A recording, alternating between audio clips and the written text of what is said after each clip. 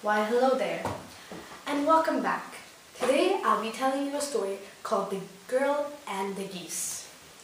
Once upon a time, there was a girl who loved her grandmother's necklace very much, but her mother would never let her wear it in case it got lost or stolen. So, the little girl begged her mom over and over to wear it as she was going out with her friends to a lake. The mother agreed and said, "All right, just this once, but if you lose it, I'll be very mad."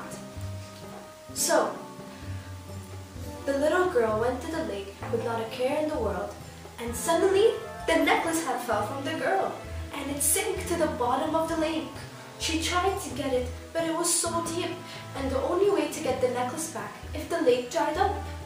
All her friends had left her at sunset, and she was crying all alone, when a lion and a witch had crossed her path.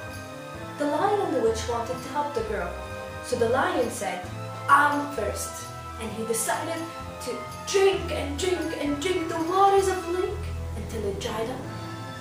But as the lion drank and drank and drank, there was no difference in the water level. The lake had stayed the same. So he drank and drank and drank even more, until his stomach exploded and he died. So then it was the witch's turn.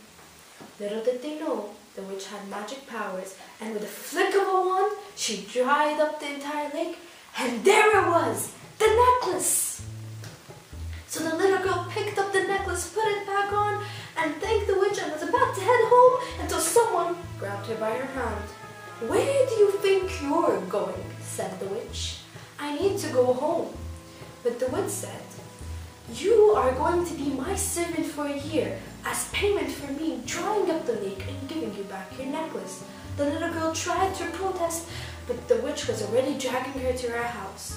So the girl cooked, and the girl cleaned, and the girl dusted for the witch for many months, miserable in her house, until one day she heard a knock on the door. It was a little old lady coming back from a long journey who needed food and water.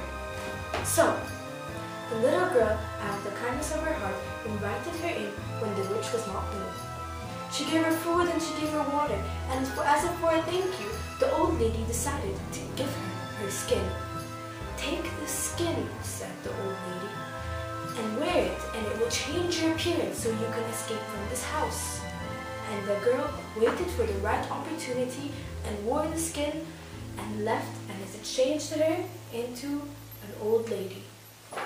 She walked and walked and walked and walked until she found a big palace, and she knocked on the gate's door. She asked the guards if she can live in the palace walls, and the guards said, "Okay, I will let you live, but only on one condition. You must take the geese every day to the river, and I will let you live in the palace walls." The little girl, in the old lady's skin disguise, said, "Okay, I will take the geese every day to the river and be their caretaker." So, as the girl took the geese to the river, she would take off her mask and bathe in the river with the geese. She would also take the geese's eggs and eat them for food, until one day the prince had noticed that he had run out of eggs. He asked his minister, "Why have there been no eggs lately from the geese?" The minister said, It was because ever since that old lady had came and took care of the geese, the eggs have been going missing." So the prince had followed the girl the next morning as she took the geese to the lake. He had saw her.